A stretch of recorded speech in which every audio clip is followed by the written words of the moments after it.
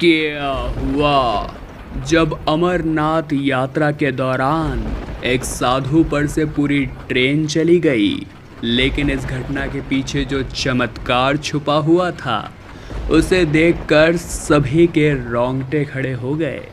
इस सत्य चमत्कारिक घटना की शुरुआत होती है भारत की राजधानी दिल्ली शहर से। यहाँ पर संतोष और सीमा नाम के दो रिटायर्ड पति पत्नी रहा करते थे, जिन्होंने अपने रिटायरमेंट के बाद अमरनाथ जाकर बाबा बर्फानी के दर्शन करने की योजना बनाई। वे दिल्ली के आनंद विहार रेलवे स्टेशन से उधमपुर जाने के लिए रवाना हुए। उधमपुर से अमरनाथ के पवित्र गुफा की दूरी मात्र 217 किलोमीटर है। जब उस ट्रेन ने उधमपुर जाने तक का आधा ही सफ़र तय किया था, तभी लोको पायलट को एक कॉल आया कि आगे आने वाली ट्रैक पर एक साधु महाराज विश्राम कर रहे हैं। यह सूचना मिलने के बाद उस लोको पायलट ने ट्रेन के हॉर्न के माध्यम से उन साधु महाराज को उठाने का बहुत प्रयास किया, लेकिन वे तस से मस नहीं हुए।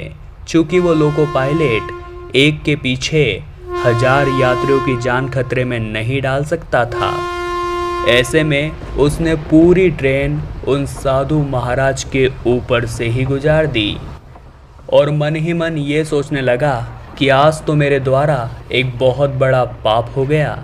जब ट्रेन ने कुछ किलोमीटर का सफ़र और तय किया, तब उस लोको पायलट को वही साधु महाराज आगे ट्रैक पर ध्यान अवस्था में दिखाई दिए।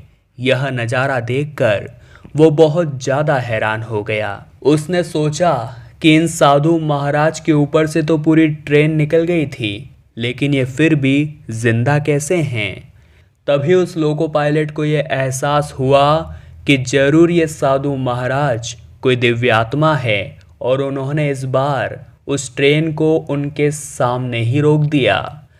जब उस ट्रेन को उस स्थान पर रोककर वो लोको पायलट नीचे उतरा, तो उसने पाया कि वे साधु महाराज तो अंतर ध्यान हो चुके थे और ये नज़ारा देखकर उसके रोंगटे खड़े हो गए थे। मन ही मन उसे शंका जता रही थी, क्या वे साधु महाराज हमसे कुछ कहना चाहते हैं। तभी उस लोको पायलट ने अपने दिल के सुनते हुए उस ट्रेन को उसी रेलवे स्टेशन पर निरस्त करवा दिया और सभी रेल यात्रियों को उसी रेलवे स्टेशन पर अपनी पूरी रात गुजारनी पड़ी।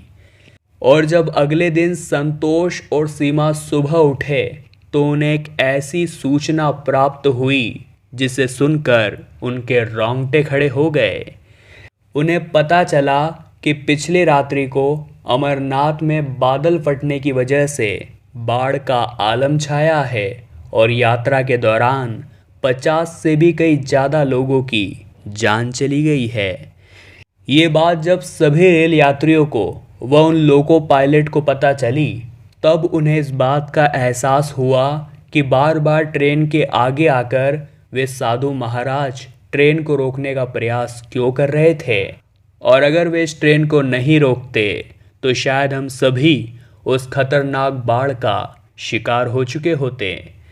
वास्तव में दोस्तों, इस घटना से हमें ये सीख मिलती है कि जन्म और मृत्यु दोनों ही भगवान के हाथ में होते हैं। इस घटना को लेकर आपके क्या विचार हैं, नीचे कमेंट बॉक्स में बताइएगा। अगर आप भी महादेव के भक्त हैं तो इस वीडियो को लाइक करें और हमारे चैनल को सब्सक्राइब करके बेल आइकन को प्रेस कर लें। अभी के लिए आप सभी दर्शकों को हर हर महादेव।